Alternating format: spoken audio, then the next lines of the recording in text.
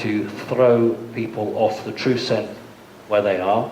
There's another view which says some UFOs are human and some are made by aliens. View 3, all UFOs are alien.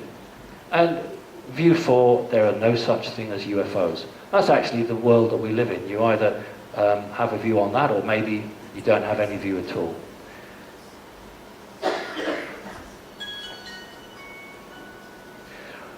Often I'd say, what actually will happen to make the majority believe? This is a very stable world. Now, you'll say, well, it's not stable because there are wars. Actually, that is part of stability. That's been built into the human psyche. So we live in a very, very stable and predictable world, and people who are not enlightened are quite happy with that world. It doesn't matter whether we're talking about aliens or fluoride in your water or medicines. They don't want to know. This is the world, they're happy with it.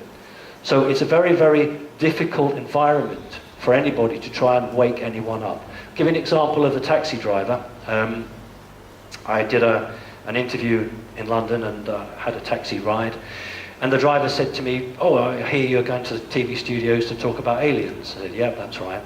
So he said, well, when I was in my 20s, I was really interested.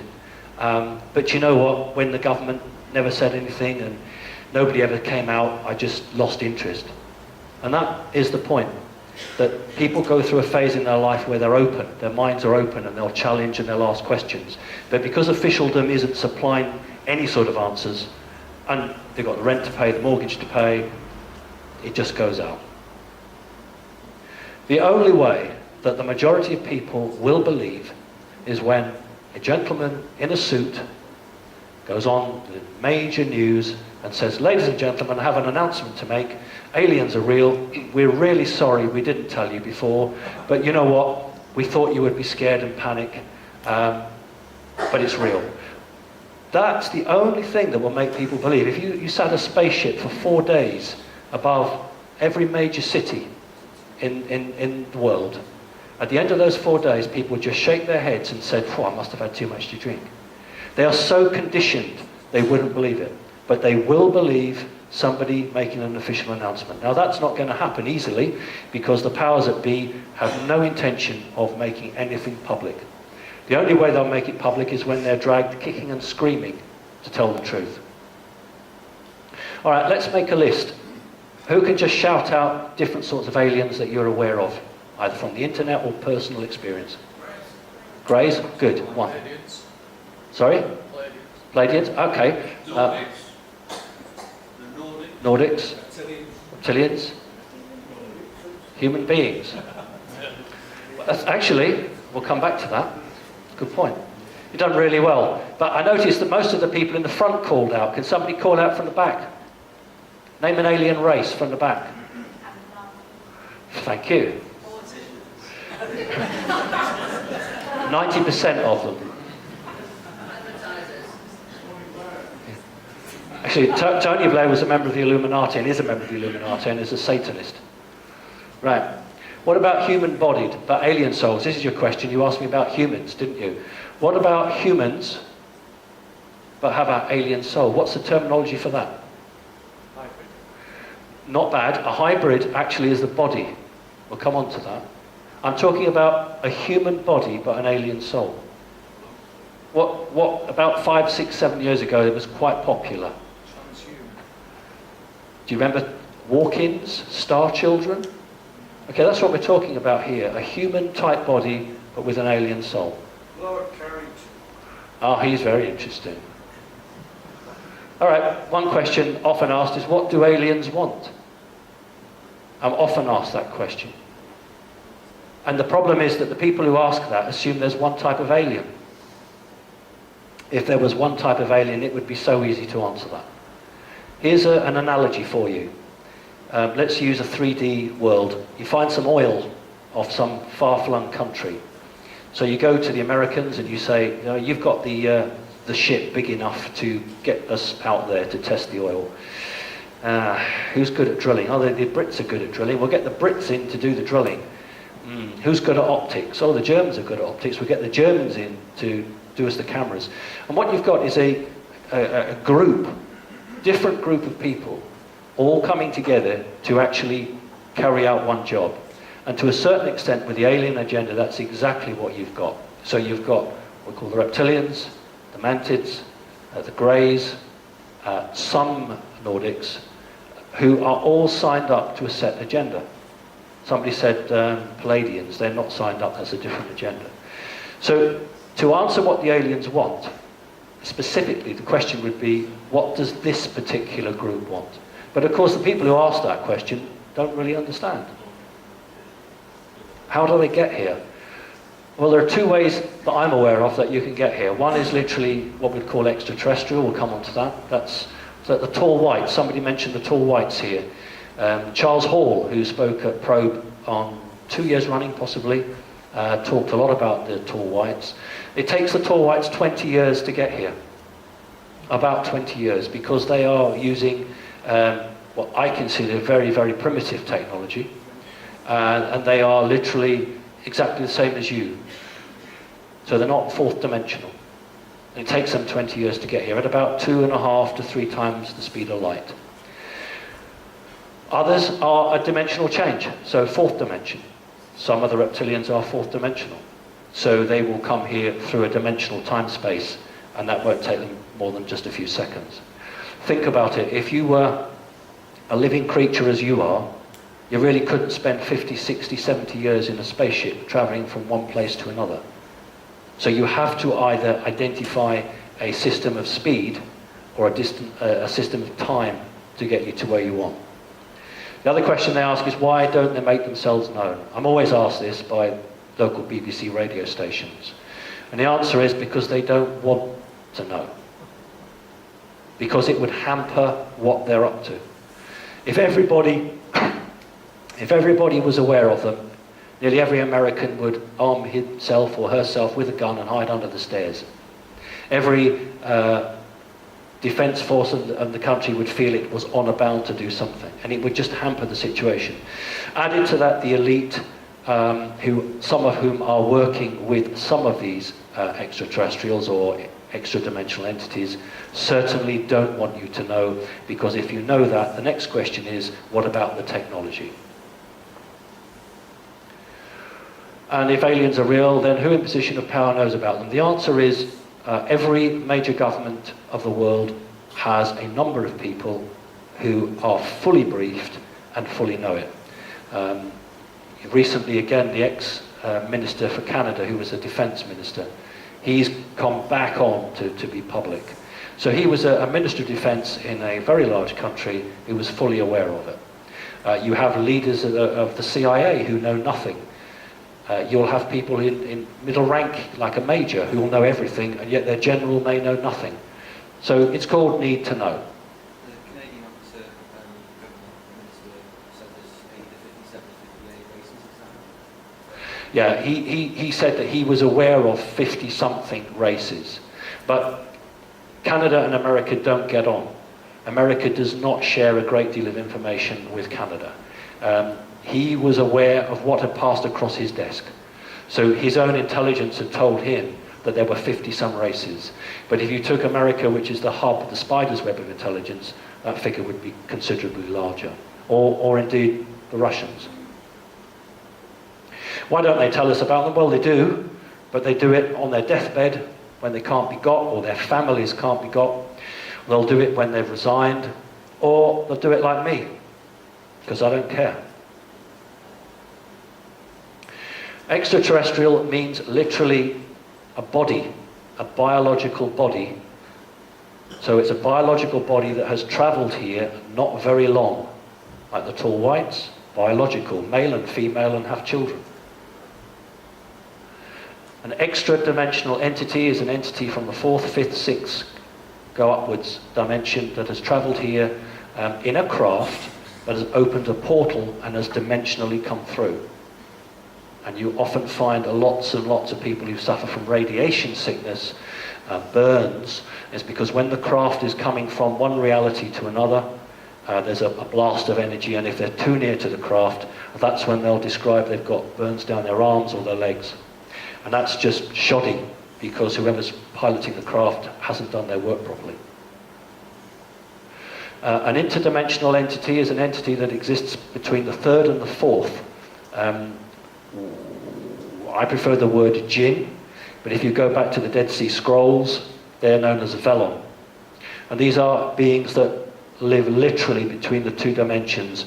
And the Satanists, the Dark Illuminati, the Dark Magic Masters, are able to conjure these Denzians from the interdimensional space through to do their bidding. There's one gentleman here who knows his Bible very well. If you think back to the Old Testament, King Solomon had a jinn, and he called the jinn through with his iron ring, and the jinn helped him to build his palace. In the West, we don't seem to really take it seriously. We look at it on the same way as we would pixies and fairies. But in the East, it's very serious. Those who've read their Quran, not only does it talk about the jinn, it tells you how to get rid of them. What was the other word you used? Velon. And what was that? Velon. Velon. That appears in the Dead Sea Scrolls, and we're talking about the same beings. They have afflicted humanity for thousands of years. Okay, abduction. Abduction is the taking of a person when that person has not given permission. The trouble is, on occasion, the person has given permission in the past and has completely forgotten about it. But in most cases, the person has not given permission. That is an abduction. A contact is when Alex Collier might be your classic contactee. This is when you are collected, sat down, given a nice cup of tea, and they'll tell you everything you want to know and then send you back. It's a nice, happy way. I'm not, being silly. That's a big difference. Abduction usually ends up with you being experimented on, being harmed, and it being very unpleasant. I prefer to call myself an experiencer because I am neither abducted nor in contact. I have a very clear memory in 1971 of making what researchers call a soul agreement. To me, it was just the bargain. In 1971, I was offered a deal, and I said, yes, I'll have that. So, to me, it's not abduction, it's not contact, it's experience, because also an experience can be something that happens in your front room. And we'll talk about that. Two ways to take a person. One is literally their physical body. You walk them out, you float them up to go into a craft, and off you go. And the other way is an energetic take. Again, here in the West we don't really understand it, but in the East they do. Those who understand that you have a soul and your physical body is not really that important. You have an energetic overlay. That energetic overlay can be taken and your body doesn't die, providing it's not taken for too long. So you can either be taken energetically or you can be taken physically. Physical, energetic. Mind projection. Many people can't tell the difference. An alien arrives in your front room and you think, oh, I'm in the Bahamas. No, you're not. You're in the front room. The creature's gone into your mind and as projecting into it. Now it's easier, it's cheaper. It's less likely to be detected by the military. If a creature can come into your front room and give you an experience that you think you've been to Mars, but you haven't left anywhere. It's time efficient and it solves a lot of problems. The thing is that most people can't tell the difference between when they really are taken or when the creature is interacting. And the sad thing is that a lot of researchers don't value that. Oh, it didn't happen. You weren't physically taken. It's rubbish. The creature came into the room, entered your mind. That is important. Missing time. The best thing I do is give you an example of missing time. I think that's the best thing to do. 2.5 years ago, went downstairs, midnight, couldn't sleep, and as I walk into the kitchen, I have a microwave and a digital clock on it. And the digital clock said 0.0. And I thought, that's odd, where's the other zero gone? Now for those of you who understand this, then you'll know that immediately something's wrong, because generally when you're fully yourself, you question it. Oh, well, that's not right, I'll have to fix that in the morning. But when you say, oh, that's all right, don't worry about that, It's already starting. The interaction has already begun. And I made 2 pieces of toast and a hot chocolate, and I can remember putting the hot chocolate into the cup, boiling the kettle. I have no memory of pouring, at that time, the hot water into the hot chocolate. I do remember eating the toast, so it was midnight. The very next thing I can remember is I put my cup under the tap, washed it, put it onto the sideboard, and thought, that's odd, I don't normally do that. Ah, I should go to bed now. Turn round, 1:30. And I thought, that's not right. I haven't been here an hour and a half. And I sat down and I thought, this is something very wrong here. So I went into the sitting room and thought, I must try and understand what's happened. And within about 10 to 15 minutes, part of a memory came back. So that's a classic example of missing time.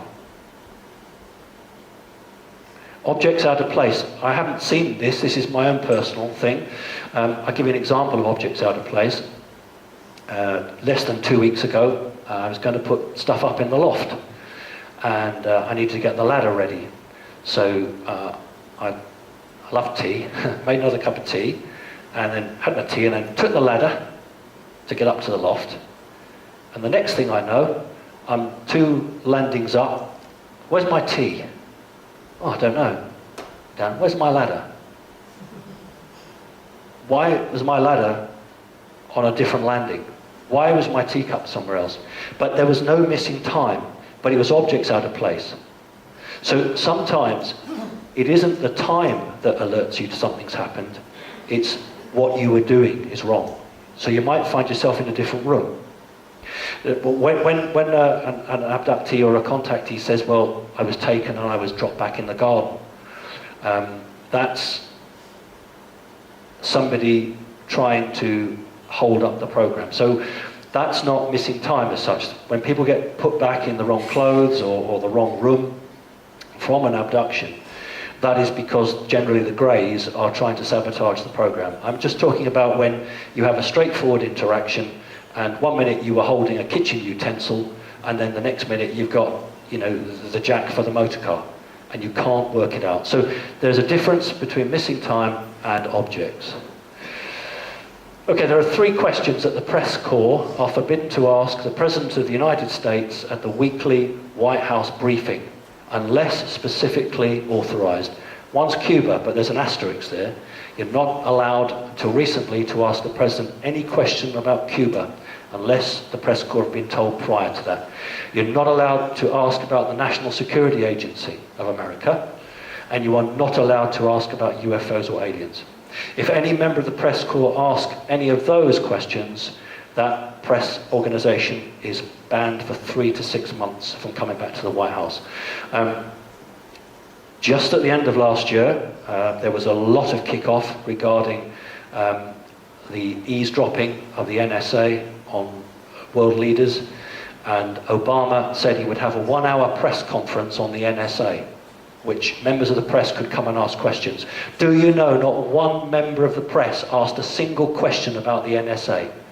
They asked everything but. And that just shows you how controlled they are.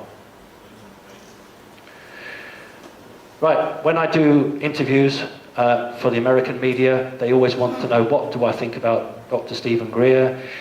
It's so predictable. When I do something for the British, instead of asking insightful questions, they always want to know, what do I think about David Icke? And the big question is, why you? You know, why are you? Are you special? And you're thinking, you know, you're so backward, you're so primitive, you are so unawake, you are asking these sort of questions of me. What a waste of time. If you've got 15 minutes to interview somebody, try and interview them and get something interesting. Don't do, you know, fuel your own wars. It's a prisonable offence in America to fraternize with an alien. Although, of course, aliens don't exist. Okay, somebody mentioned Palladian. Right? I'm a Palladian. Everybody wants to be a Palladian. Nobody wants to be a reptilian. Okay? We talked a little bit about humans and souls. It's a prisonable offence in America to swim, fraternize, or touch a dolphin unless it's within state or federal approved oceanic centre. Now when you question that, they say, oh, it's about preserving them, protecting them. So yeah, but you can go and buy a 12-bore gun in America and go and shoot a moose. You don't do it for turtles. So the people in power know the very, very special nature of dolphins. Very special nature. Okay, moving on. You haven't had a single story about me yet. I hope your organisers will be happy. Right, shush, everyone, listen to me. I have something important to tell you. A UFO has crashed in the school playground. We are waiting for the police to tell us it's safe to go outside and take a look. When I came to visit you in October, we talked a little bit about this. That produced a flood of photos for me. Parents phoning me up, sending me emails, sending me pictures of school kids that they had surreptitiously taken throughout the land, and I'm going to share some of those with you. I used this picture, you may remember. Remember, UFOs don't exist, but the government pays schools to run dummy UFO crashes. And this is a school, and that's not an actor. They have a budget. They actually pay for police officers. They pay for the fire brigade and the ambulance to attend. This is why they need the money, because it's these people's time. So the police put a cordon around, and an actor, part of the companies who do these, dresses up in an NBC suit, nuclear biological suit, and pretends to look at the UFO crash. This is a school playground. And then he takes samples of the crashed UFO. I have blocked out their faces because it is illegal to show anybody under 18 their faces, so I've done that. But I wanted to show you, this is exactly what's going on in schools throughout England. In fact, in Wales as well. So here we are, there's genuine police officers, there's the cordon, the UFO crash is here, and the kids are all getting conditioned to understand and be ready for a UFO crash. Here's another one in another part of the country, a very tiny little thing there, but again the cordon. Here's another one with fires. They've actually set fires, and this thing is supposed to have come into the ground and caused a great rift. They're the school kids coming out with their teacher, their class teacher. Here's another one. And then you can dress up and be a scientist and put on the suits and come and investigate the alien material. Here's another one where there's a big crash site.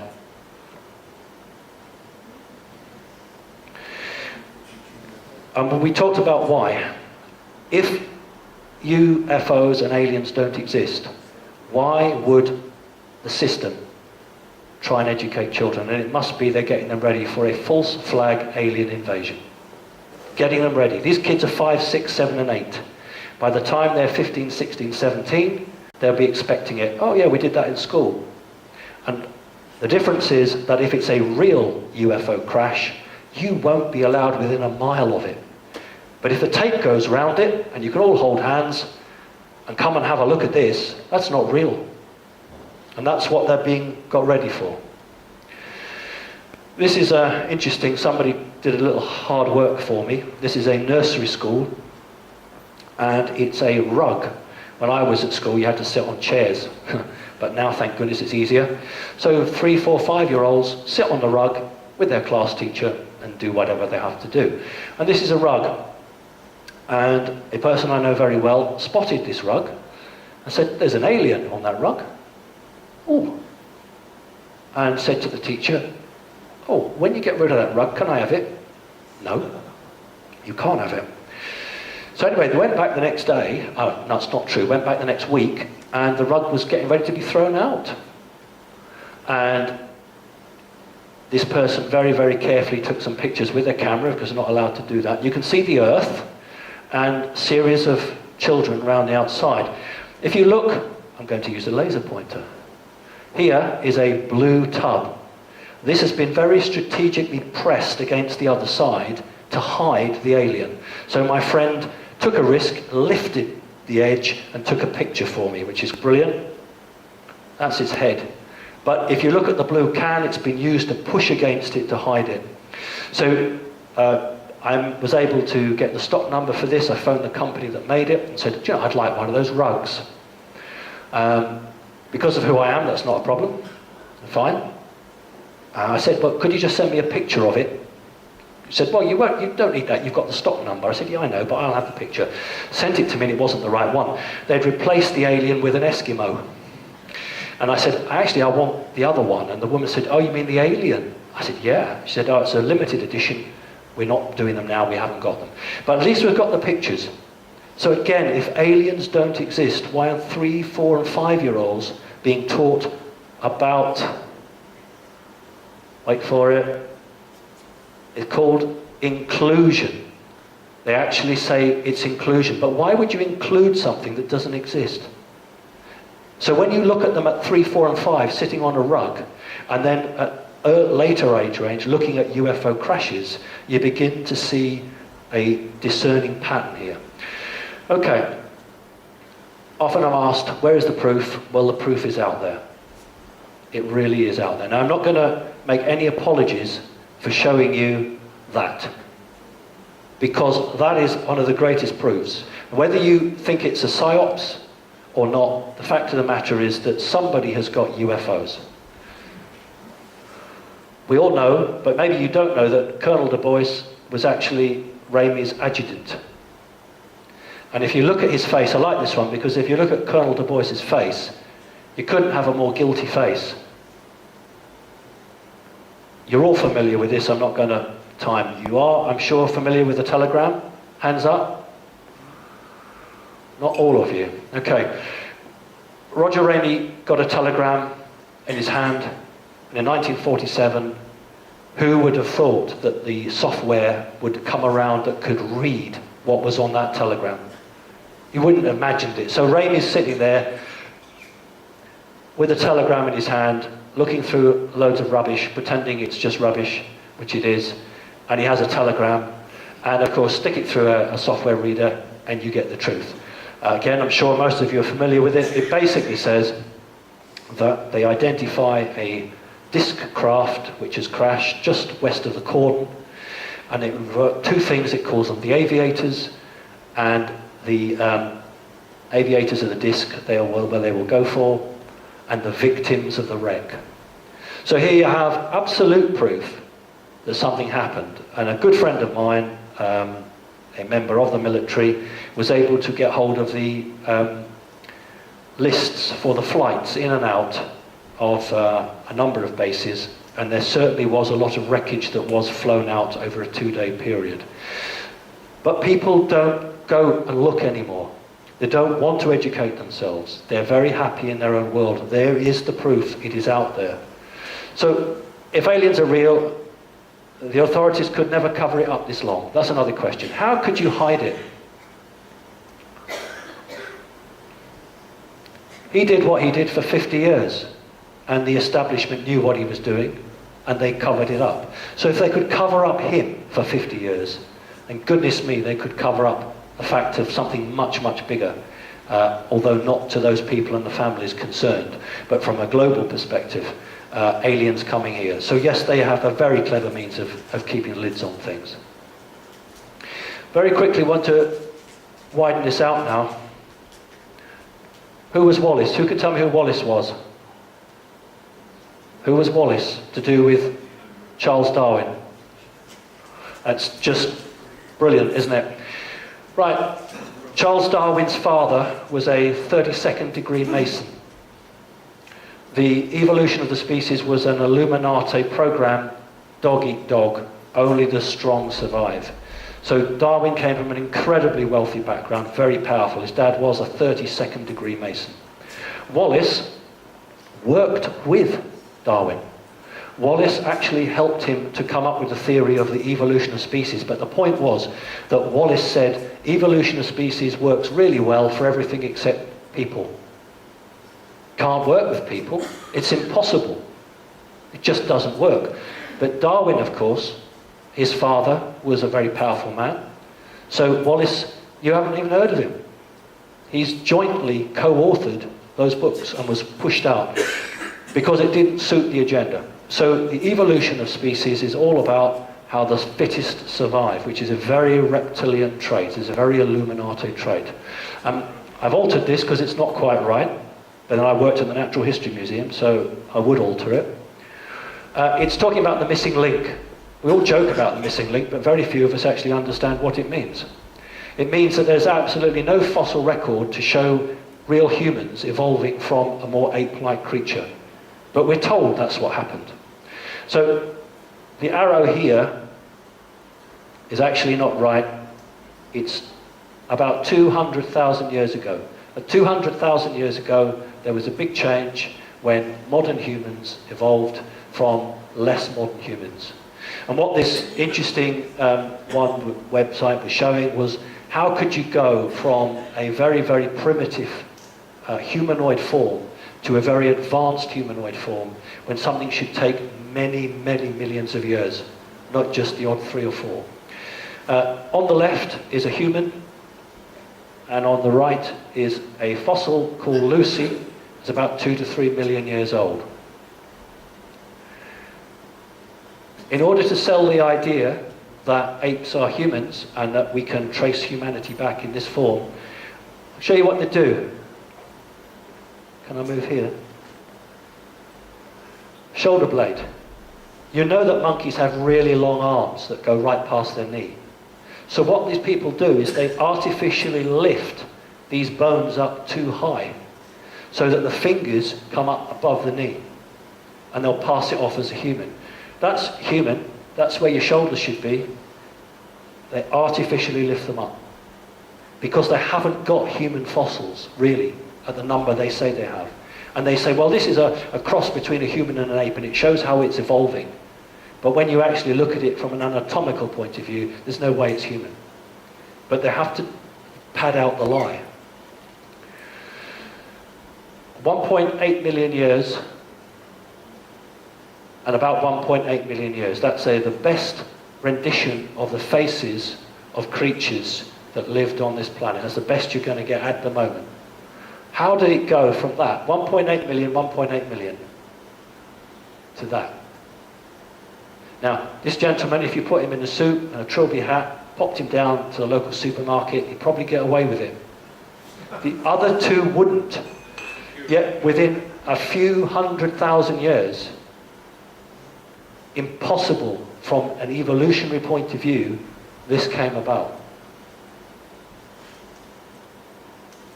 What caused the revolution?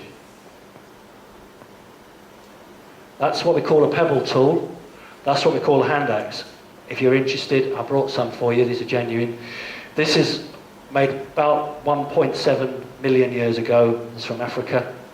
And this is made 1.6 million years ago. How did it go from that to that in 100,000 years? It's not technically possible. But it is possible if someone is mucking around with your genetic material and changing and altering you. That's how it's possible.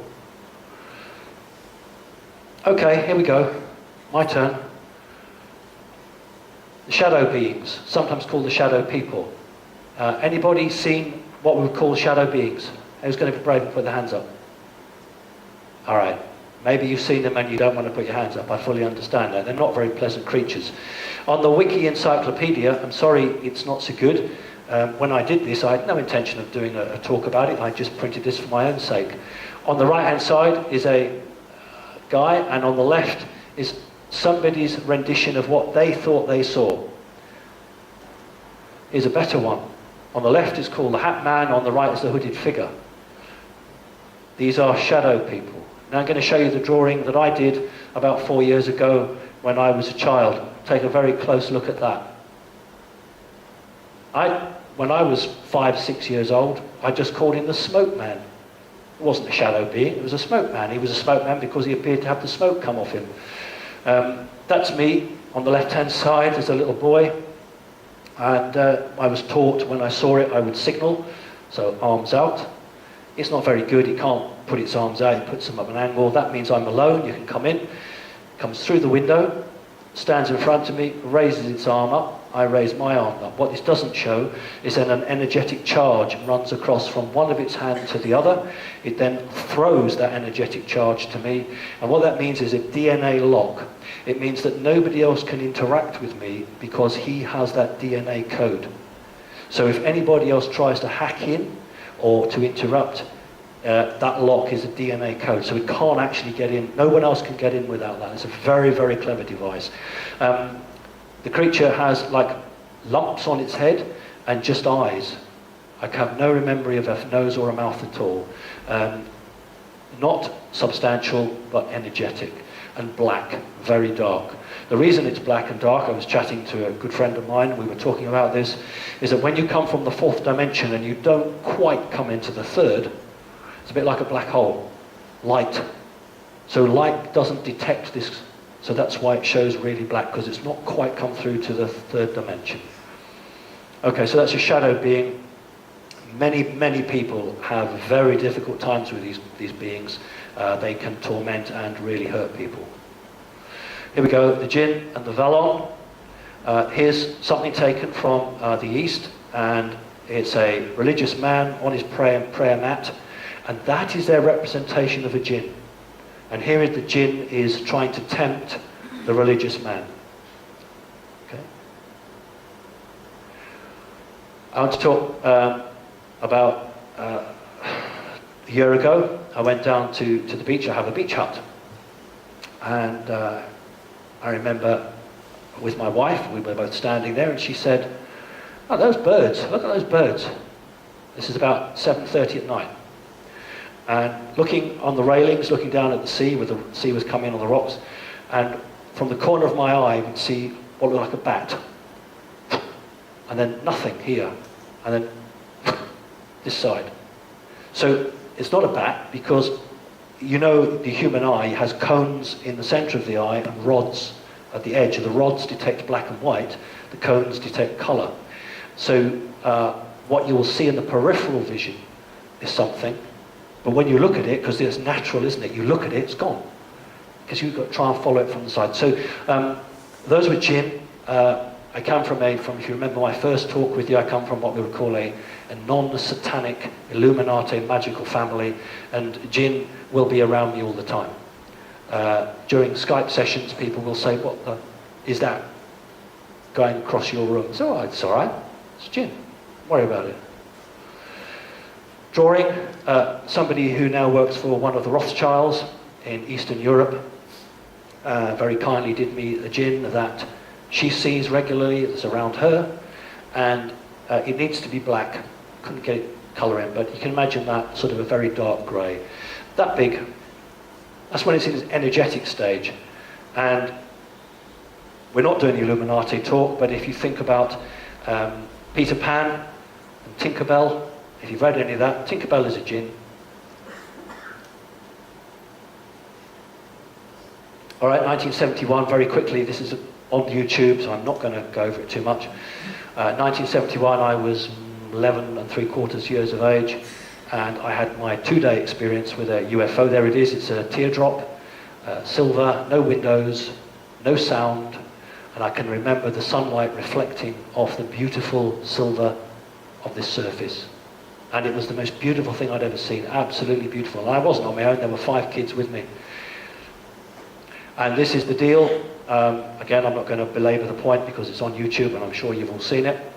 And he says to me, "Would you like to be like us, to have knowledge and understanding, to know the past, I beg your pardon, to see the future and know the past, to have power and I'm so fascinated about knowing the past and the future that I shout out, I should use my mind, but I didn't because I was so excited.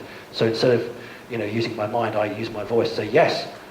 And he immediately says, "Then come with me." And his hand drops off my shoulder, takes my hand and leads me away.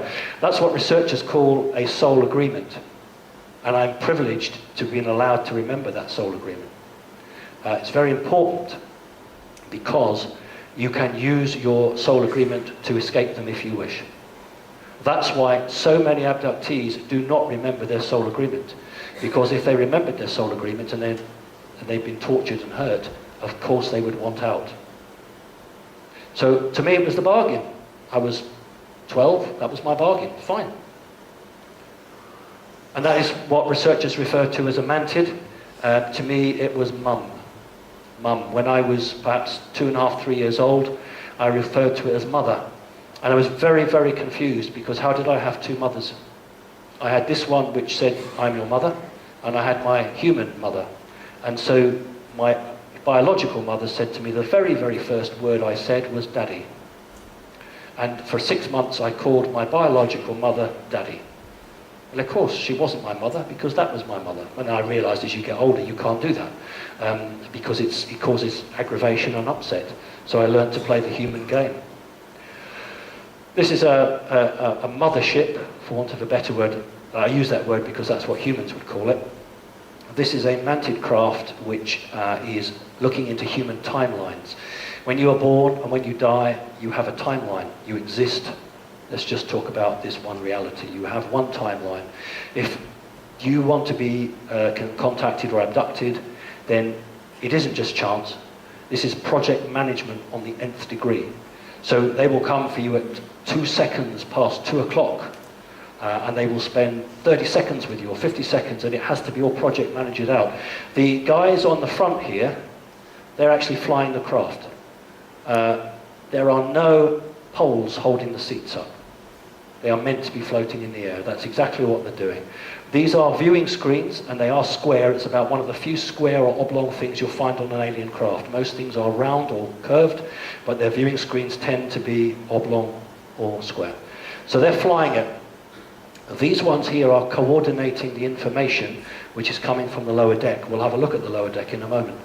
What I've tried to do is to draw the craft to show you how the power, the whole ship acts as a lifting body. It doesn't work like an aeroplane.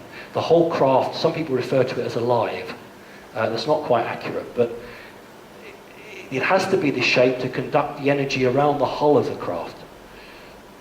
This is the commander of the craft, and I've done this incorrectly. He should have his right hand on this creature's other shoulder. You see, I've put it on this shoulder here. That's not correct. It should be on that shoulder. Why does that matter? Because mantids are chipped. They have a chip on their left shoulder so they can interact with humans. If you have a chance to talk to people who seriously are in depth with their investigations, they will know that humans will often place a hand on a Nordic or a mantid shoulder because that allows communication. Right, let's carry on. I get accused of giving out too much information. I get accused of taking everyone along too fast, but I'm not going to dumb you down. Well, that's not what it's about. This is the lower level. What you've got here is these guys who are sitting, operating everything below this line. The standing guys here are operating everything above here. These two are sort of coordinators. Is the commander come down. So what these guys are doing is sending the information up to the top. So the twofold operation would be to identify where you're going to go to abduct people or contact people, and also to eavesdrop on every human communication available. And also enemy aliens. Because if you're interested in a certain human, you bet you someone else is as well, whether it's the NSA or the CIA, and you want to get there first. So when I say it's a game, I don't mean to belittle it, but it is very much like a game of chess. Okay, yes, I go on the operating table. I've given permission for that. It has to be done. I'm not dead. I've been told that as long as stuff goes on, they're going to keep my body healthy. This is an interesting tool. It's a handheld tool, and I haven't been told, but I guess that's DNA. It's some energetic DNA take. This is an interesting device here. It looks like a camera. It's not a camera. It's something that comes down on a cord or a rope or something from a standing pole. Mantids often use equipment that's either handheld or is fixed in the ceiling. And I've got a very interesting drawing from somebody else to show you. That's me on the left, having DNA extracted. And this is a doctor mantid holding up a jar with a baby in, I presume saying, we've made this from your DNA. It's fine. That's the deal. This is from the collection of David Chase. This is somebody else who's come in, and then David Chase has done some drawings. And it really accounts well with my own experiences, because here the tool is fixed in the ceiling and is coming down. Mantids are three, it's called mantid, it's three. This is a doctor mantid, and if you ever get taken ill, that's what you want. You don't want a grey poking you about, you want a mantid. So the doctor mantids are the lowest rung. The next rung of command are the computer operators or the pilots of the craft. Then you go into the officer class. These are the ones that wear the purple robes, and they take the term master. Now the next rank up is called the universal master. I know we don't live in a universe, we live in a multiverse, but each multiverse has its own verse, so each verse has its own master. Okay, that's how they work it. 1967, we're going to move forward. I forgot to bring my meteorite, I'm really sorry, I should have done. Young boy, sitting room, don't know where my biological mother is, it's probably 7 o'clock in the evening, and I see something fall about 50, 60 feet away. And it didn't fall diagonally, it fell straight down as if you were dropping a stone. I thought, oh, what's that? It's a Saturday, so Sunday I went out and picked it up, and it was a meteorite. Took it to the museum, and it's been classified as a stony iron. Okay, well, when that meteorite fell, I had a visit, and this is a being that visited me. That is a costume it's wearing. Please don't think that that is natural. That is a costume that it has on. One of the few times I got a name, its name is Zu-Ga. Zu-Ga. However, it defected and joined the reptile faction, and when it joined the reptile faction, they said, you can't have a name Zu-Ga, we're going to give you a reptile-sounding name, so her name was Zu-Ga Lah Lah Lah, which is roughly how a reptile, if we translate it into English, would say. So she is a self-confessed servant of the reptiles. And this creature came into the front room and sat me, or stood me up onto the coffee table. I had a coffee table, mother had a coffee table about that high, and said, look at the ceiling. I looked at the ceiling, and it just went black, and all the stars appeared. Now, she was going into my mind. This is what's known as mind projection. And she was saying, well, this is where we come from, and started pointing out the stars to me. And then we did something else which was very interesting. We just give her a little shake, because she's a very sexy creature. And I thought I'd been taken to a museum. Now, you wouldn't get the sign, would you, in real life saying museum closed? Just wouldn't happen. But it's setting the picture for a young boy to know, oh, you're in a museum. And we have here a T-Rex, and then she lifts me up. Now, I reckon I'm on the coffee table still. She just picks me up by the waist and just lifts me up. So I have a physical movement to go with the mental projection. And time again, I reach out, and I do this several times, and I touch the tooth of the reptile. And they will say this quite often, look at you, the bridge between two worlds. So I'm often referred to as the bridge between two worlds, because the reptilian world and another world. And then I go round and I know all my dinosaurs, and then a grey comes to collect me. So the point of showing you this is that this is not an experience where I've been taken away, but where I've just been in the front room and the creature has come in and just gone straight into my mind. Okay?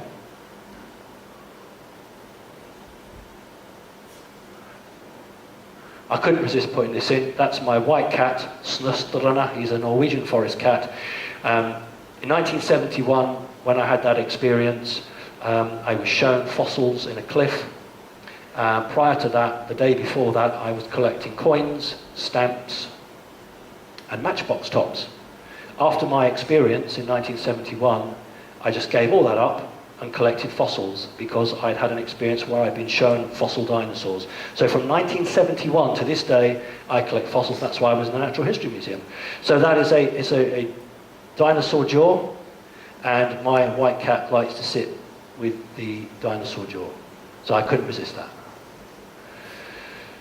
You may remember this. This is a genuine badge worn by Black Ops military. It was given to me because it's a white snake with red eyes. And for those of you who haven't seen the YouTube videos, we'll come back to him. So it's the 73rd Experimental Air Control Squadron. That means we fly UFOs, but we can't put that on the badges in case you get hold of it like I did. Experimental Air Squadron. But he's white, and he has red eyes, and he has a sword. All right, this is fairly well known, but it's very important. It's my life, and it's important to me.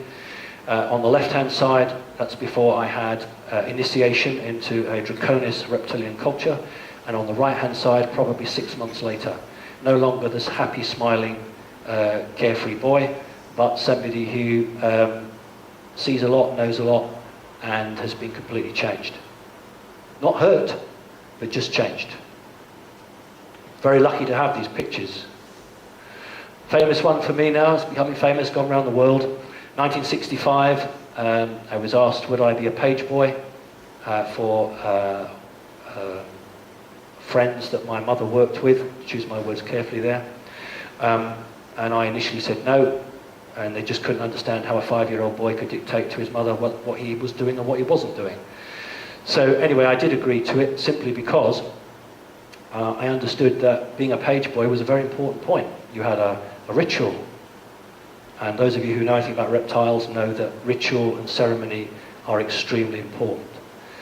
But when you are taking part in a reptilian ceremony, you do not smile, because they don't smile. They can't smile. They have no need for smile. They don't have emotions. So that's why I am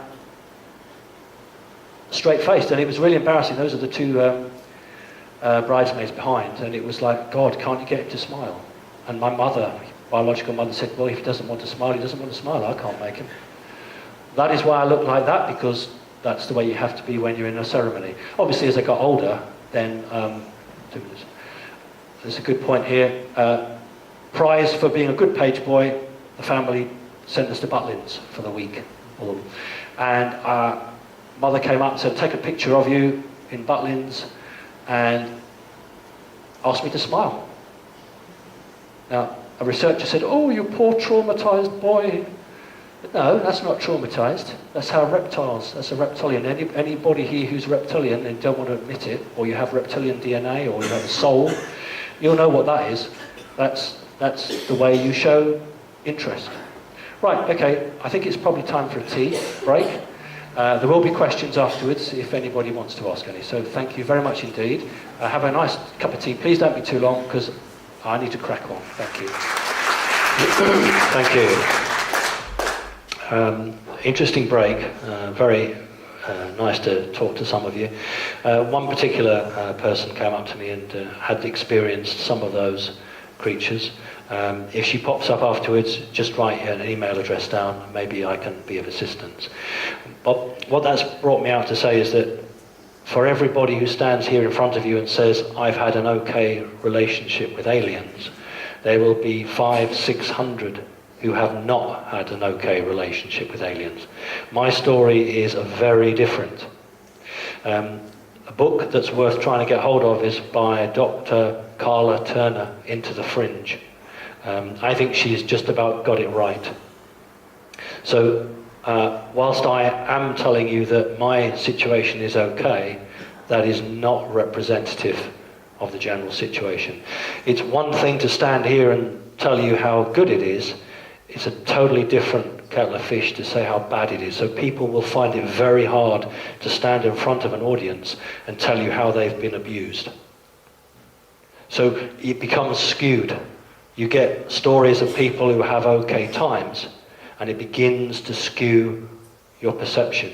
The perception is that most beings from the fourth dimension are negative to humanity. Okay. We need to speed up. I introduced you to the being I call Mum. Let me introduce you to the being I call Dad. Why do I call them that? Because that's what they wanted me to call them. You remember the badge or emblem I showed you of the white snake and the red eyes, which were given to me by a member of the American Special Forces? I've brought it tonight if anybody wants to have a look at that original badge. And this is a Draconis reptilian. Now, I'm only aware of 3 types of reptilian. There are several, but I'm aware of 3 sorts. This is the royal line, Draconis.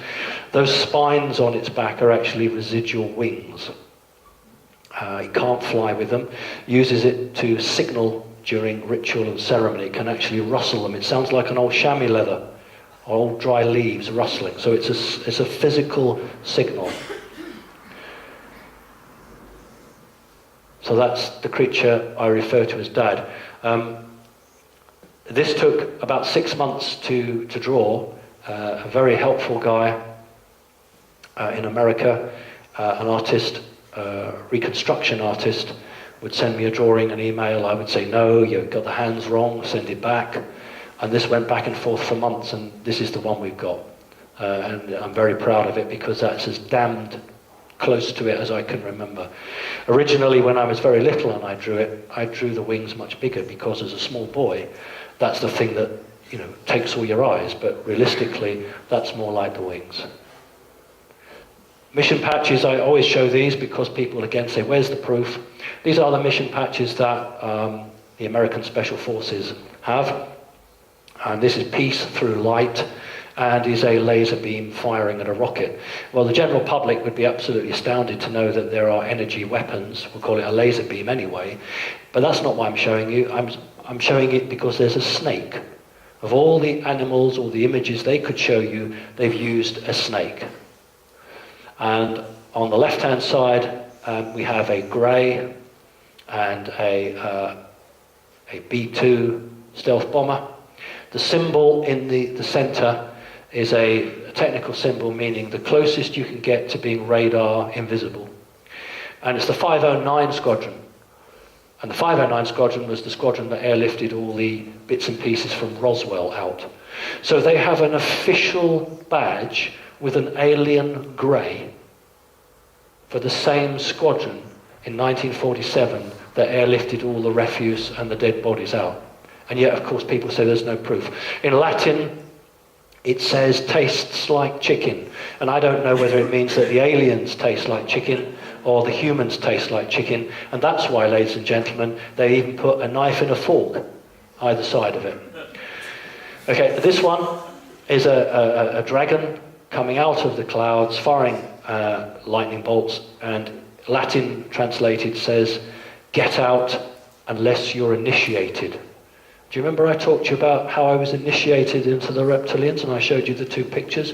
That's the word initiated. It's very interesting. Here's another one. What we have here is 1, 2, 3, 4, 5 stars, Area 51. So they can't say Area 51, but they'll show the 5 stars and another one. So that's always a sign within the forces of Area 51. You have the Earth. It's not so clear here. There's a snake here and a dragon. And in Latin, incredibly, incredibly ominous, says, all your underground bases belong to us. That's what it says. All your underground bases belong to us. I don't see a human on there at all, actually. Here's one. Never before, never again. That's the translation. And we've got 1, 2, 3, 4, 5 stars on the left-hand side. More ominously, we've got 3 snakes guarding the earth. I'm going to use the word guarding the earth. So it's snake after snake after snake on black ops projects. We'll come back to this one, Knights Templar. This is the NRO, National Reconnaissance Office. That's the secret department in America that uses all the spy satellites. And they have a Knights Templar defenders of the domain. It's very interesting because Greys, when debriefed in Area 51, refer to the land as the domain. But unfortunately, that's not an alien necessarily. We'll come back to that. The grid is very interesting. Has anybody researched the alien Hat Man? The alien Hat Man. Okay. This is a guy who worked for the NSA, National Security Agency, and his job was to pass exotic material to contractors in the private sector to do with what they wanted. He actually worked for Boeing and a huge number of organizations. He's very, very anti-alien. And he has come up, this is not a joke, this man is not a fool, he is your business. He's come up with a velostatic hat, which he's made himself. He doesn't ask any money for it. The people who are being abducted and want an end to abductions, he makes this hat, which they then wear. There are children in Britain who have special dispensation from their schools who wear his hats. And they have to be worn 24/7. And we'll talk about how they work. But this man phoned me at home from America and said, I hear you're a driving instructor. I said, yeah. He said, do you know about the woman driving instructor in Britain who's giving driving lessons to alien hybrids? I genuinely didn't know about that. No, I don't know about that. And he said, well, what's happening is 2 o'clock in the morning, they're waking this woman up, she goes out, she gives these hybrids a driving lesson and comes back because, as I'm sure you'll know, they are trying to integrate hybrids into the human society. Well, I didn't know about that. And that was all news to me. We had several conversations. I think it's about 5 or 6 hours difference between us. And then I made the mistake of saying to him, you're still in the military, aren't you? And at which point he never phoned me back again. So I got to assume the guy is still active in the National Security Agency, but that's fine. And here he is. His name is Michael Meakin, and you can find him on the internet. And if you genuinely have abductions by greys, then he might help you. Only greys. We'll talk about why that is. There's the man making the alien hat. There's a guy who wears the hat. And there's a girl who goes to school, and she's over 18 now, that's where I can use a picture. And she has a normal cloth cap over her special hat. I want to talk about it because it was very interesting. He phoned me up and said, oh, you're a driving instructor, and you know about this woman. About 3 months after that, I had a friend of mine saying, oh, there's somebody looking for some driving lessons. Would you be interested? Yeah, of course. It's a business. Of course I'm interested. Got this person's address. Lived in a village about 7 miles out of Whitby. Arrived. The woman's actually outside. Fine. In she gets. And as soon as this woman gets in, I'm looking at her and thinking, well, you're not human. Absolutely not human. Because you think of your archetypal hybrid head. And I'm very pedantic. I'm talking about human alien hybrid. Because I've seen non-human hybrids. Don't just think that humans are hybridized. So we're talking about a human with what we'd call grey DNA, genetic material mixed in. So hair falling out, give you good, very white hair. She's only about 40, but very sparse, falling out. Eyes, very almond-shaped. Very high cheekbones, and the back of the head, a bit like you get the pharaohs. Quite. She gets in, chatting away. Okay, let's see what you can do, drive. And we've been driving about 15 minutes, and she just turns to me and says, do you know Dr. Stephen Greer? To which I say, well, no, I don't, but I know of him. So she wants this conversation about oil and free energy, this, that, and the other, and I'm trying to teach her to get out of second gear because she's making my clutch go. So she wasn't a particularly brilliant driver, but she wasn't too bad. But the point I'm making is this bit as a classic example of where the difficulty to interact these people. I'm going to call them people because they are people. She says to me, can you drop me at the co-op? I'll do some shopping. Fine. Okay? Got her to park up nicely. This is the point that a pupil would normally pay me. Back then, I only charged £15 an hour because I'm not greedy. I actually just want to make a living. £15 an hour is really good. Didn't pay me. Okay, right, fine. She gets out. You can do that in a black cab in London and, you know, to go berserk. So I got out, chatted to her. £15. Now, you all know what £15 is, don't you? It's a £10 note and a £5 note. Or a £20 note and you want some change. And she holds me a £5 note out. Smiling. A really big smile. Now, I understand these people, so I just said, thank you very much indeed. Took the £5 note. Because they have no concept of money. And you think, well, how do you get around? Well, you get around because you have a debit card. It's one of the very few times you actually had to use money, although they will have had lessons. Anyway, I thought, give it 2 weeks, and I didn't hear from her again, so I drove to the house and couldn't see anybody, the curtains were pulled.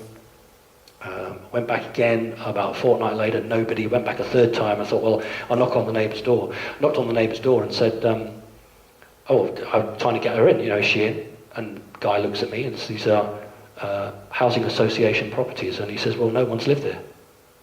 It's empty. There's no one there. And I said, but she's got 2 boys.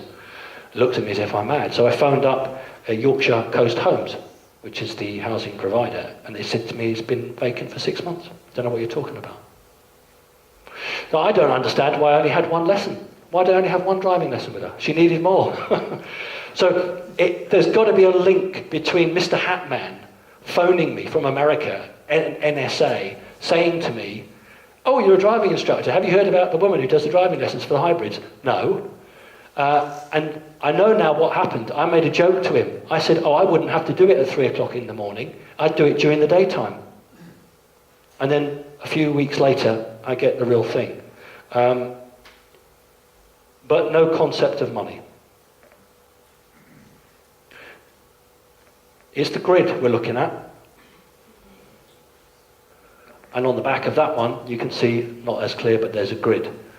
I'm not a New Ageist. Some of the stuff from the New Ages actually I'm quite good about and I think makes sense, but a lot of it isn't, and sometimes my story isn't one that lots of people want to hear. That grid is not the natural grid of the Earth. That's not the ley lines. That is an energetic overlay. When you die, i.e. your physical body ceases to exist, your soul doesn't go back to source. It wants to, gets caught in that grid. It is struck with a huge amount of electromagnetic energy, which makes you forget, and then your soul, for want of a better word, I use the word soul, is put back into another body. And only sometimes when the process fails do you have what we call memories of past lives. Time and time and time again, souls are recycled on this planet. That's why that guy there stands there with the sword, because that's their domain. You're not getting out. That's a prison. This is a prison planet. I'm sorry, it's not a nice thing to say, but that's my view, and that's what's going on. And that's why on the Black Ops badge it's exactly the same. It has a grid around it.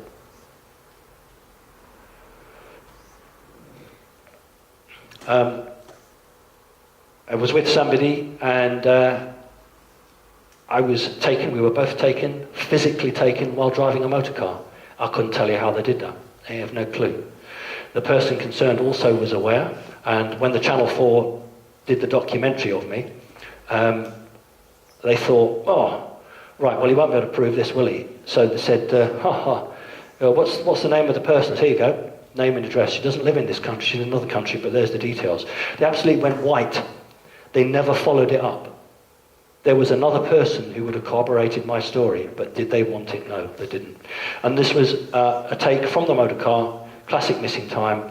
And the interesting thing was that we remember leaving a supermarket in a place called Scarborough, which you may know, and then literally the next thing we remember was a big lorry coming towards us, flashing its headlights. And I remember turning to my friend and saying, oh, there must be an accident up ahead. He's flashing to warn me. Or he thinks I'm on full beam. So I'll just flash him back to show him that I'm not on full beam and that it's okay. There was no accident. Long story, won't go into it, but that was actually taken from a motor car. And the technology that must be available to them is just staggering, even for me, how that was done. On New Horizons website, you quite legitimately lifted this picture. Interestingly enough, this picture was sent to me because I had posted this picture on the right in one of my talks. And a researcher from America suddenly realized that, hey, we've got people in America drawing things similar. So he showed me that. And it's nice when people thousands of miles away can corroborate your story or say, do you know what, I've seen something like that. And so that's very interesting. So I thought that would be good. That is meant to be a hole in the top, just as that has a hole in the top as well. But it was never drawn. I never drew that to show you. It was just for my own personal records. And people say to me, go over it with a black liner so it shows out better. No, because that would corrupt the drawing. That's what I remember. Okay, very quickly now. If someone could give me 15-minute shout when we're running out of time, because otherwise I'll... when you're somebody like me, you tend to have a different relationship with authority. When I applied to be a driving instructor, I was told, we've got no records of you. We don't know where you went to school. We don't know where you lived. We've got nothing of you at all. Can you please show us, prove to us that you've actually been in Britain for a long time? I did this to my grandfather, and I was able to show them. That's why I'm a qualified driving instructor. But it's very interesting that when the DSA, the Driving Standards Agency Authority, went to check, there's no records of me having any education in this country at all. And when this physical body dies, I will be completely scrubbed from the record. That's what they do to people like me. Right, I'm going to give you 5 examples, because if I give you one example, you'll say, yeah, but that could happen to anyone. 2 examples, so I'm going to give you 5.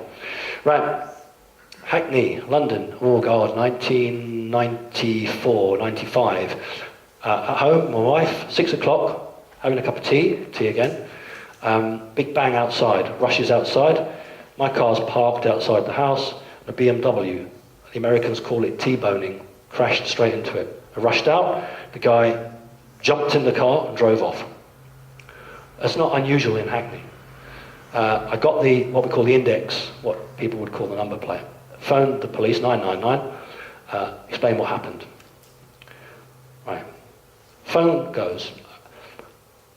Oh, hello, sir. Is that Mr. Parks? Yep. Oh, New Scotland Yard here, sir.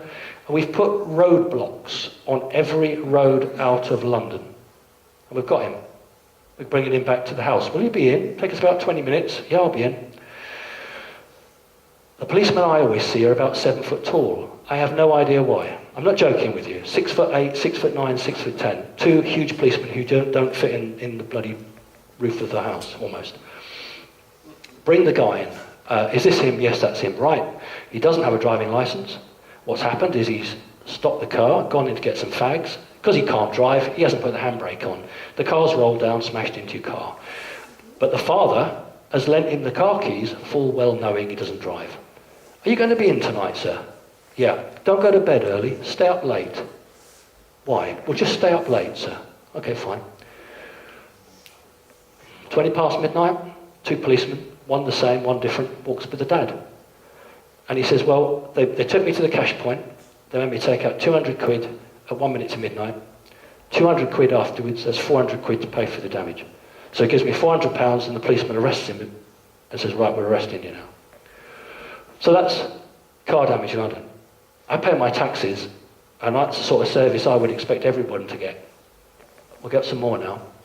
Knife man, Hackney, outside, 3 o'clock in the morning. Man with a knife that big trying to get into the house. It's Hackney, it happens all the time. Phone the police, 999. Man out there with a knife, right. He wanders off, and police car pulls up, copper runs right out, bangs on the door. Are you all right? Are you all right? Yeah. He said, I'm really sorry. It's taken us 4 minutes to get to you. We like to get to you in 2 to 3 minutes. Where did he go? Well, he went, right, off he goes. And literally, I just watched the police car out of the left-hand window, whacks on the brake. There's a woman and a man, coppers, run out. Oh, they spotted him. And it seemed weird, because as soon as that, there was a police helicopter, sirens from everywhere. Telephone goes, is that Mr. Parks? Scotland Yard here, sir. I beg your pardon, New Scotland Yard here, sir. We've got him. We'd like to describe him. And they described him, combat jacket, army, wearing army clothes, because he was a soldier. Is that him? Yeah, I said, that sounds like him. Right, unfortunately, he doesn't have a knife on him, so we can't arrest him. What we're going to do is put him in the van, drive him 5 miles up the road, and put him out the back of the van. You'll never know you called us. Okay. Census job. 92, 91, I did a bit of extra money, I did the census. And in London, that's a pretty rough job to do. And there was one housing estate where they were very unhappy. So I thought, I'm not having that, because if I don't get the census done, you know, I was young then. Sod the census now, but I wanted to do it. And I thought, that's not fair, because, you know, I want to call on these people's houses. So I went to the police station, Ladywell police station in Lewisham, and I said, you know, I'm trying to do the census, and these people are being very unhelpful. So the sergeant sort of said, what are you wasting my time for? You know, we've got better things to do than that. What's your name? Took the name, took my details, and it's always the same case. They go and check, I don't know, it's some national insurance number or what have you. Came straight out, said, hang on a minute, sir, 5 constables and him, the sergeant, get in the van, we'll do it now. So 5 constables and the sergeant and me and my girlfriend at the time who was doing it, in the van, drove round to the housing estate, and coppers all came round to the door. Do you know what? We've never had 100% ever before from that block. That's not normal, is it? But at the time, it was great. Flowers, okay? I devote a lot of my free time to, I don't like the word, it's the real word though, to deprogramming people who have been traumatized by Illuminati, dark magicians, who have fractured personalities, and I don't charge. All they have to do is either get themselves to me, if they can't afford to fly to me from all over the world, and then I'll Skype. It takes a much longer time to do it by Skype. These were a mother and a daughter who came to me from Canada because the daughter had a jinn put into her. And they had literally just been in my front room for about 20 minutes and the doorbell goes. Okay, open the door. There's a boy about 14 years of age, and again a policeman about 6'10" behind him, and the boy is standing there with about 3 wilty flowers in his hands. So I look at the boy, and I look at the policeman, and the policeman says, "This boy's got something to tell you, sir." So I said, "Yes." And the boy said, "I took these flowers from your garden." And the policeman said, "I was on patrol, I saw the boy take the flowers, I spun the car round, I've grabbed him, and I've brought him up to you." So I said, "It's a very naughty thing to do. Do you want to keep the flowers?" "Yes, please. You can keep the flowers. And I tell you what, there's a couple nice ones there. Why don't you pick them and take them as well?" And the policeman wasn't going. So I said, "Would you like to come in?" "Yes, please." Came in, and the 2 people who come from Canada, both standing there. The sergeant comes in, looks at them, and says to me, "Well, I'll be on my way now."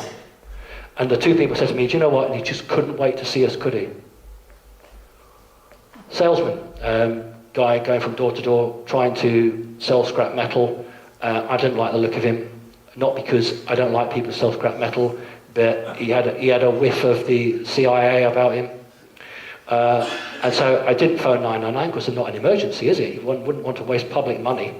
So I phoned the non-emergency number. 4 to 5 minutes later, sergeant and a constable at the door. "You all right, sir?" "Yes, I'm fine. It's just this man. We'll have details of him." Attempted break-in about 7 or 8 years ago in Whitby. Smashed the window at the front. Phoned the police. Shock horror. They were 5 minutes to get to me. And the very first thing the copper said to me was, "I don't want you to think we've only just arrived. We've had 3 cars sent, and the only reason I've come to your door now is because we just tell you we can't find them." So he said, "Have a look through the bits of glass. If you can find any blood, give us a shout, because there might be DNA." He said, "I can't look for it because I don't want to put my DNA on it." Off he went. I thought, "Oh, okay, it's not going to happen, is it?" Look through, sure enough, piece of blood. Oh, great. Let's see how good they are. Phone the police. Now, I'm not joking to you. I said, "I'm in Whitby. I've just had a front door broken," and the woman says, "Is that Mr. Parks?" I said, "Yes." And I said, "I've been told to look for blood. Found some. Someone will be there in 20 minutes." And they were. Doorbell goes, and this guy, different guy, just puts a test tube and a tweezers, put it in there. 3 years later, doorbell goes. "Just want to let you know we finally caught the person that broke in. They weren't attempting to break in to get to you. It was just what we call criminal damage." These are not, when I talk to people and I explain what's happened, people say, "Well, I don't get that level of service." What I was told was that the American government has 2 lists. A list of everybody who has alien experiences and contacts. The aliens are supposed to provide this list, and it's not up to date. The government therefore creates its own list. There is another list where the human government has abdicated responsibility for those individuals. Sure, if I park on a double yellow line, I'll get a ticket. I have to pay taxes, unfortunately. But in terms of anything greater than that, it is not their decision. It was my human mother who told me that, and I understand that I'm on that second list. Right, you may remember I did the radar visit. This completely confounded mainstream media, because I'd gone public saying, "Look, my mother worked for MI5, my grandfather worked for MI6, and I see aliens." And yet I get invited into one of the most top secret locations in Britain. And the media immediately couldn't understand that, because if this man's off his head, why is he being allowed into an American, it's not British, an American facility that is a space radar base? Why is he getting a personal tour? This doesn't make sense. And so suddenly the media didn't know what to do with me. Channel 4 did a 1 hour's interview regarding my family working with the Secret Services, and we did a half-an-hour interview with the backdrop of the radar station. Channel 4 told me they got a phone call from the Ministry of Defence telling them to pull it, or they wouldn't be allowed to do any of it. So they pulled it. Once I did the radar base, suddenly all the BBC radio stations didn't want to interview me anymore. And I got a big increase in foreign TV and foreign radio stations wanting to interview me. Here's a picture that you don't see. They don't like to show you that. That's the radar base, and that's the razor wire around the base. It is a space radar, and it goes up to allegedly about 12,000 miles. That's what they call the fence, and it's the radar section. Anything coming into that is detected. That's the official coverage. And that's Fylingdales. I live 10 miles from Fylingdales. Odd that. The story I tell is my daughter was also invited. I haven't got permission to talk about her, but we were both invited. And at the barrier where the Ministry of Defence police are, you have to show identification. You have to show who you are before you go onto their land. So she passed her passport across, and the guy, obviously they are not semi-automatic machine guns, they're fully automatic machine guns now, so they're very well equipped. And he looks at the passport, and he looks at her, looks at the passport, looks at her, looks at the passport, looks at her, yeah, he's convinced that that is who it is, passes it back. I go to show him my identity, he just holds his hands up and says, that won't be necessary, sir. Go through. At the briefing, I'm very fortunate to have got these pictures. These are exactly the pictures that were shown at the briefing. On the left-hand side is a missile, and the guy running it says, we track those are missiles. We track those are spy satellites. Ha ha ha ha ha, it's exactly what he did. We don't see these. Ha ha ha ha ha, we sometimes see these. Now, everyone else in the military who I've talked to who have had this visit, so they never got that. But what is interesting is that is what's called the sports model, which was found allegedly in Area 51. So the person who's produced this is having in his own way, he could have chosen any drawing of a UFO, but he's gone for what Bob Lazar, who allegedly, and I believe him, back-engineered craft on Area 51 called the sports model. So I got a special couple of slides for my presentation. I was invited on the 50 years that it had been operated. For 50 years there's been a radar base.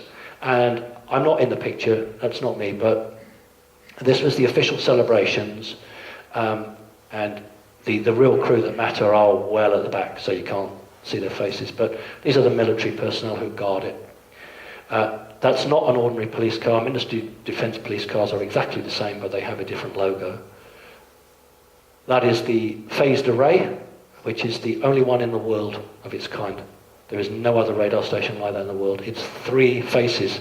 It looks around almost the whole of the globe.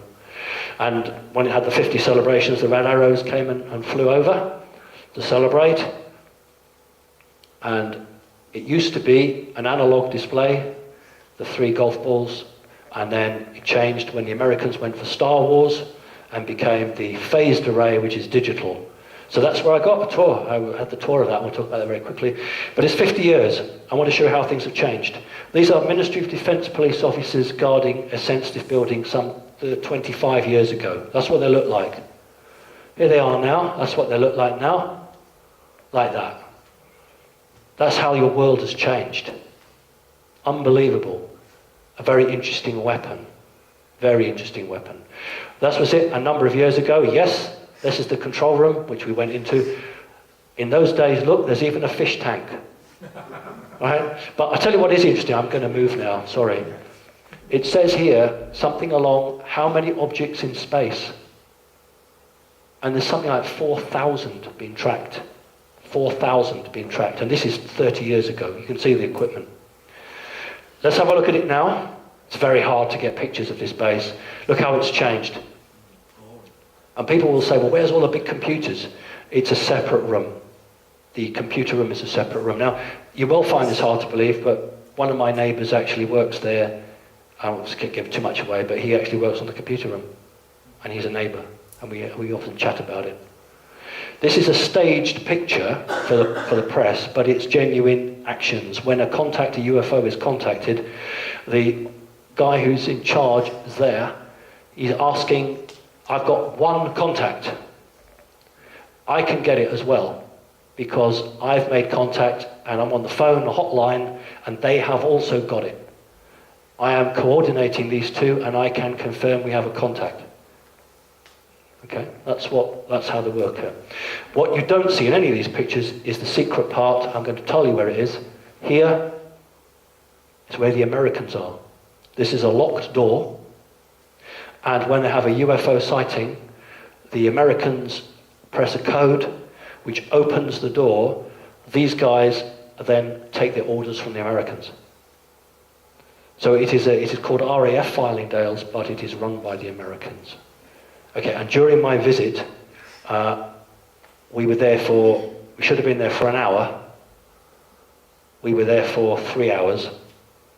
And at the end of the visit, the guy running it said, okay, well, we've got some things to give out. And he opened a tin, and there was the pencils and the rubbers and the little trinkets. Great if you're running a scout club, because you've got those things to fundraise or give away. I wasn't really interested in that, pen fobs and that. But in the back of this case were all the trophies that they'd won. They have different sports teams. And on the side were medals celebrating this very special occasion of 50 years. And I said, oh, they're nice, aren't they? And he said, yes, they are nice. He said, I can't give one to you. He said, because we present them, and we've only got 500. It's a limited number of 500. And we give them to people, generals and dignitaries who come to visit us, and we've got to make them last the whole year. Can't give them to you. He said, anyway, we don't give them away. They have to make a contribution. So I said, oh, what sort of contribution? He said, well, he said, they cost us £25 to make, but we take a tenner, and it sort of goes back to it. But they're very special. And I said to him, well, I was standing with two people. One was an ex-soldier and one was an ex-RAF. And I said to him, well, couldn't you present one to me? And these two guffawed, laughed. And the guy said, I don't see why not. So I haven't got any money, because I had to give everything at the guard, but my daughter, who's much more bright than I am, had hidden some money down a sock. So I said, got any money? He got a tenner. So he gave me £10, gave him the 10, and he said, the Americans insist I take your name. I said, you know my name? He said, yes, I know, but for officialdom. Gave him my name. He said, right, well, everyone has a number on this medal, and I have to write your name next to the medal number. You cannot sell this. You can only pass it down to your members of the family. I brought it tonight to show you if you're interested. And the funny thing was that the other two guys both took out their £10 notes for one, and he just locked everything up, put it away in the case, and said, well, ladies and gentlemen, I think we need to go. Sergeant, if you take the front, I'll take the rear. And these two guys with their £10 notes. Anyway, I brought it for you tonight. It's really lovely. It's got the radar base on the back, and it says 50 years of vigilance, and there's the phased array, and on that side it says number 86 out of 500. And so I was presented it. So this is what the media and others can't understand. How is it that someone who claims that his parents were in the security service, sees aliens, can have a tour of a base and be treated like that? And this is what's made those people who want to make a fool out of me suddenly back off. And why, unfortunately, for many ways, the foreign press is all over me now. It's such a shame. This is not my picture. It's sent to me. Orbs. I often get asked, what are the orbs? And I don't mean the orbs that make the crop circles. I'm talking about these orbs. And twice now during Skype sessions, a person has sort of got, oh my God, what's that behind you? And of course, I invariably look the wrong way. And orbs are the consciousness of another entity entering your third dimension, I beg your pardon, our third dimension, simply because we're more dense. And when you project pure consciousness into a denser form, it will make it into a circle. So somebody is popping in and observing. It's not like a jinn or anything like that. That's somebody of a higher being zooming in, using his or her consciousness to come and visit you. So if you have orbs, somebody is taking an interest in you. Okay? And that's genuine pictures, not a lens flare, that is an orb. And you can see them because they are manifest in a 3D world. Sometimes people won't see things, but the camera will, and that's because it's phasing in and out between third and fourth dimension. Genuine, you've all seen it, but I just want to tell you that is a genuine craft. I'm not saying that's an alien craft. If we expect a false flag alien invasion, these are the craft that will be used. These are first generation back-engineered craft. They're grey, small grey, not tall grey. And these, if they're going to try and do a false flag, these are the craft they'll use. Okay, so just be aware of that. This is sent to me, it's on the internet now. I published it and everyone's got it now on the internet. This is a picture sent to me of an alien coming down an ordinary stairway from an aircraft, having a high-ranking meeting with somebody in the States. And it's taken on a very, very long photo lens, specially adapted for nighttime. It's been enhanced. And it's available now, you just get it on the internet, because why do we keep things secret?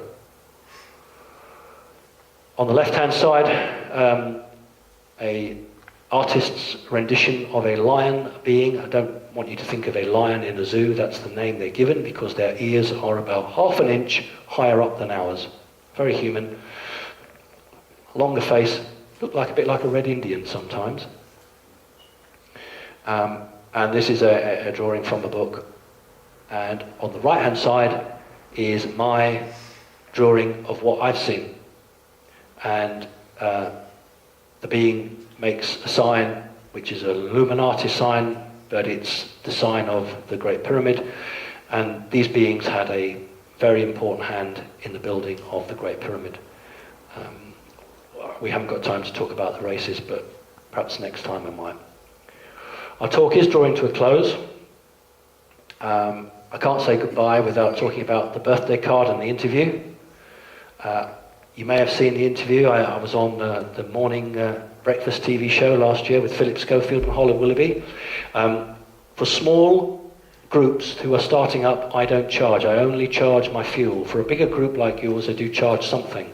But for the private sector, I make them pay. If they want me, then they pay for it because they can afford to. It's the people's money, let's get it back. But for small groups, any group under sort of 30, I don't charge. I go all over the country and I don't charge them. I only say pay my petrol because it shouldn't be about making money, really. Anyway, these people really wanted me and they paid me £500 for 20 minutes. That's how much they wanted me. And I thought it was a good chance because this was one of the largest viewed television programs in England. And it would be a great chance to get my story out without somebody, trying to make it difficult. I arrived at the studio and I was asked to do some drawings of the aliens. They wanted to put them up. I had two drawings, of course, Mum and Dad. The woman who was with me said they hadn't a clue what they were. I told her, took them away, came back and said, we are not allowed to show the reptilian drawing, but we can show the other one. That should be a very interesting point for you. The interview itself was excellent in the sense that Philip Schofield is an incredibly intelligent man. He understood about souls, he understood about Eastern religions, a very, very intelligent man. Holly Willoughby was perfectly fine. The interview was very interesting because I attacked a senior Conservative politician who had attacked me earlier. And when I got back home, I had a phone call from the Labour Party saying, next time you're going to attack a senior Tory politician, for God's sake, tell us so we can have the press boys ready. And that's me being interviewed, Schofield, Holly Willoughby, and the drawing of Mum. But they wouldn't put up a reptile, because that's just too near the truth in terms of power and influence.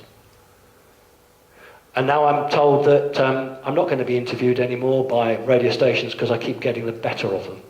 Although Philip Schofield asked me to go back.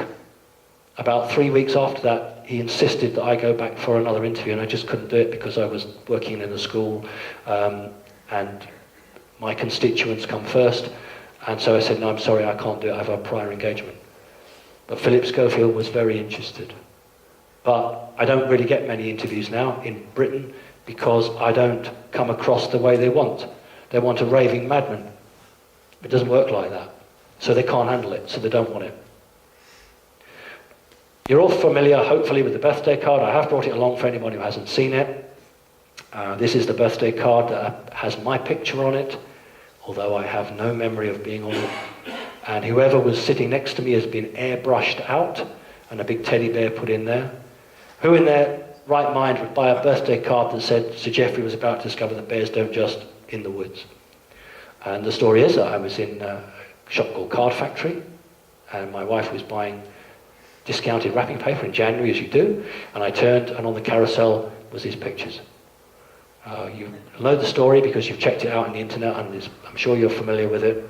But what I have done tonight, and not only have I brought the card, but I've brought my ID badge when I was a Labour councillor in London at the same time, because I have the same shirt on.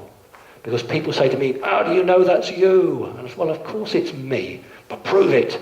Well, I have a picture here with the same shirt on. And when I was meeting a Tory government minister, always meet these people, I have the same shirt on. I don't have the same tie, unfortunately. So I brought that along to show you. What's that about? The camera is not through the window. That's a hidden camera in the footwell looking up. And this has been placed here by the security services to say, either we know what you're up to, I wish they'd tell me, because I don't, or you did a good job. I haven't a clue. Okay? So there were only 5 or 6 of these cards made, literally. And the only store that they were distributed in was the store where I live. So there was only 5 or 6 of them, and they only went to the store. And the managing director of the Card Factory, who managed the store where they were in, said to me, well, we've pulled them now anyway. And I said to him, well, is that because I made a complaint? And he said, no, he said, they were a test run. And I said, well, you know, how many have you done? Thinking they'd done thousands. And he said, well, we did, I think it's 5 or 6. I said, you only made 5 or 6. How do you know whether it's going to sell well if you've only done 5 or 6? His answer was, I'm only the managing director. That's honestly his reply. And I said, you're telling me you only made 5 or 6, and which store did you put them in? Your store. So I think that says a lot. I went to the press because I thought, I want pressure on the company. The company who hold the copyright are in America. What a surprise. I contacted them, and they said to me that the name for this person in the card is not the same name as me. So I said to them, you're telling me that's not me then? And the response was very telling. Oh no, Mr. Parks, we're not saying that's not you, but the name we've got for this person is not yours. To which I said, what are you going to do about it? And the reply was nothing, because English law doesn't touch us. So because of that, I went to the newspapers. I wanted the media to phone the company, which they did. And the editor of the Whitby Gazette then, John Stokoe was his name, phoned me at home and said, we've researched you, Simon, and I'm convinced your story is genuine. I've been to the other side, and they are just saying no comment. Do you want me to make this national? Because he said, I can. We can make a big story out of this. And I said, no, because this is security service stuff. And he said, you might be right. And I just thought I'd end with a tall grey, because we don't really hear about tall greys very much. There's a tall grey, very nice creature, very happy. Some tall greys are horrible. This particular one was very nice. I ended up being upset because it just wanted to observe me. I felt like an animal in the zoo. It didn't want to come and show me anything or discuss anything with me. It's what the Americans call coupon day. He had got the coupon to come and see me and have a chat with me. So that's it. That's the end of it. So thank you very much indeed. If you've got any questions, I'm more than happy to take them. I'm happy, if it's a personal nature, to exchange emails. But if there's any general questions now, I'd be really delighted to take them. Hi. A lot of what's been coming up recently, I've been looking at, is the star Sirius and Orion's belt. What has that got to do with all this, the pyramids and everything? No. If you were fortunate enough to actually go not so much to the pyramid, but to some of the temples that contain the real burials of the pharaohs, you will find around that time, allegedly, lots of figures which Egyptologists claim to be men with masks on. From Sirius A, you will find beings that are portrayed with cat faces. Very, very prevalent with the building of the pyramids. What we would call the lion people, for want of a better word, originated from Orion, one of the Orion planets. Orion's very important, as is Sirius, because there's a very big star portal, stargate there. The race divided, and one group went to one of the Sirius planets, and we would refer to those as the cat people. But they have a name, and their proper name is Kilroti. Kilroti. The Kilroti, the ones that worked with the priesthood to organise and build the pyramids. I personally don't accept the pyramids are only 5,000 years old. Okay, as a geologist, I would say you're looking at between 15 and 20,000 years. So I hope that's of some help to you. I haven't gone into huge detail about it because we haven't got the time. If you've seen the Channel 4 documentary, then you know all about the cat people. And I'm quite happy at a later date to talk about it, but we're on questions. So thank you. Anybody else? Hi. Do you have any comment to make on animal mutilations? There were two very prevalent guys who investigated them, both in Wales and in other parts of the country. And they have some very interesting pictures of cattle actually being lifted up. The only device that you could take an eye out or take a tongue out would be with a laser beam. Some of the greys have what you'd call Harry Potter style a wand, which is a self-defense weapon. In fact, from the Roswell crash, they collected, that's where your laser beams come from. And it is a laser that's used to cut them out. They are using or taking parts, some parts, glands, can be interchangeable with humans. However, the black ops, the military, are also taking cattle to throw interest off and to create a smokescreen. It's a contentious issue, and a number of researchers who have gone down that road have found that they attract an awful lot of attention. Okay, thank you. Anybody else? Gentleman at the back. Hey. You mentioned the forthcoming false flag alien invasion. What purpose will that serve? If I was, and I'm not, if I was a member of the Illuminati, I would be very worried at the way things were going, because it would looking more and more unlikely that my new world order was going to come to fruition. And so I would need something bigger than 9/11 to allow me to have martial law. And the best way to do that would be to have a enemy force from outside, which would mean that every country in the world would feel they would have to come under the banner of the Americans for protection. That would allow me then to do a number of things with you guys. I would get you to be chipped so that I would know exactly where you were and I could control you. It would allow me to say, oops, there's an epidemic of alien virus. I need to inject you all. I tried that once. But the reason that it's a real conundrum is because once those dice are thrown, there's no going back on it. There was a big debate about the Olympics. Would there or wouldn't there be a false flag invasion? And the trouble is, when researchers quite genuinely put this point forward, it's like crying wolf. And people begin to say, look, this is ridiculous. You say there's an invasion, there isn't. This is going to happen, there isn't. All I would say to you is that if you make enough noise and bring it to attention, they can't do it, because too many people have woken up to it. And the hope is they keep on doing this, and then the voices of dissent get less and less and less until something happens and some people get wind of it, but not enough. It doesn't do the rounds on the internet. It would serve the Illuminati very well. Any more questions? Just gentleman first, then you. How do you see it panning out from your own personal point of view? Right, okay. I ideally hope that humanity can evolve ideally hope that humans can do what you need to do, I beg your pardon, do what we need to do, simply because there is no 7th Cavalry coming to your rescue. You are the 7th Cavalry. You have to make it happen. There is no one going to come and help you. And it's very, very important that you resist anything that is going to take away your sovereignty. My own view is that humanity is going through a very crucial, energetic phase at the moment. We talked about, very briefly, Jimmy Savile. 10 years ago, that would never have come out. Think of how things are coming out now. And what it is that officials in medium to medium-high positions can no longer live with themselves, with the guilt, and they are whistleblowing, and they're coming forward. Now, we haven't got the truth of Jimmy Savile, and that's my Illuminati talk.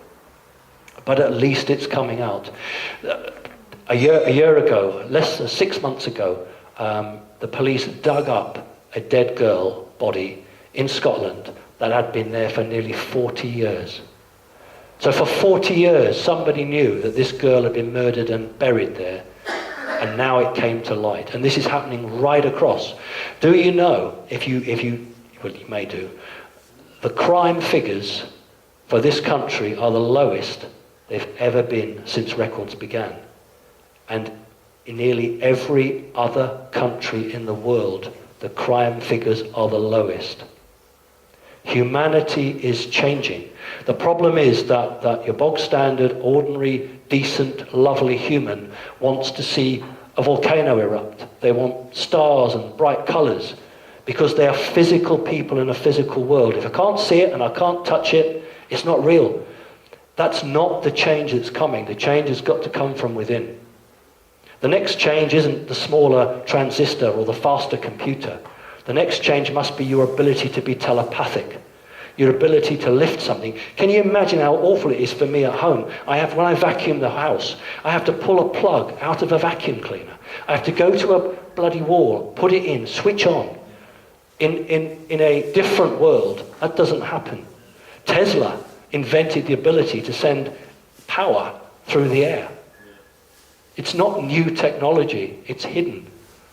You know, people say, oh, electricity was discovered in whatever year. No, it wasn't. The Egyptians had electricity. That's how they electroplated things. How did they gold plate things? They used electricity. And in the Baghdad Museum, until it was stolen, was the original battery. And I have the great pleasure of having seen that in 1973. And it had lemon juice put in it, and it produced 1.5 volts. Anyway, that's another story. Anything else? Gentlemen.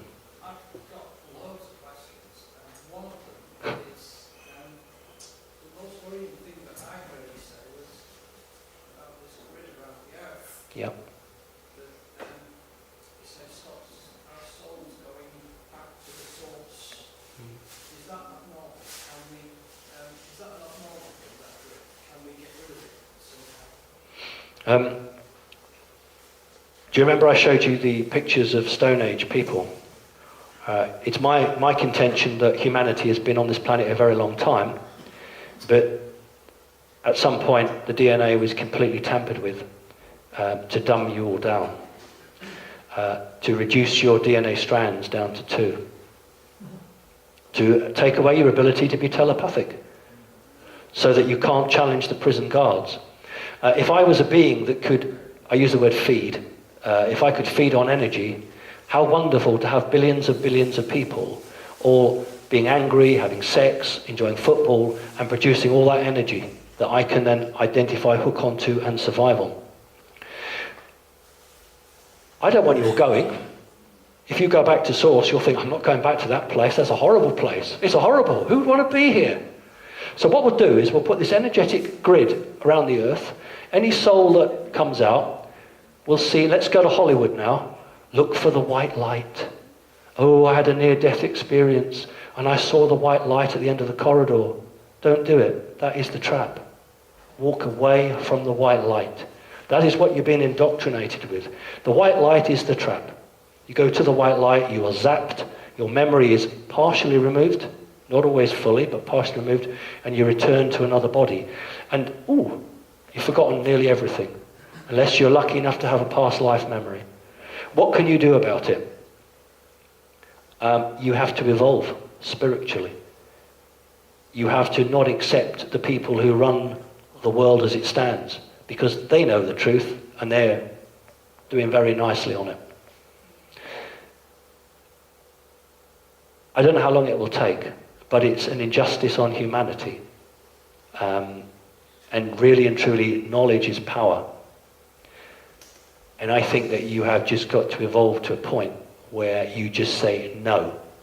Imagine if everybody in Britain on Tuesday morning didn't go to the petrol station to fill up. Imagine if everybody didn't pay their taxes. You actually have the power. And the only reason that they have the power is because you give them the power. I'm not being rude. I'm not trying to preach to you. That's the reality of it. But if everybody was of one mindset and refused to do something, that would bring them to the negotiating table. How much time do we have for that? 2016 is the last point that they have to make a decision. 2016, they have a portal. They're not receiving any reinforcements, for want of a better word, at the moment. Okay, people will say the reptilians have all gone. No, they haven't, because if they'd all gone, you'd actually be a lot more freer than you are.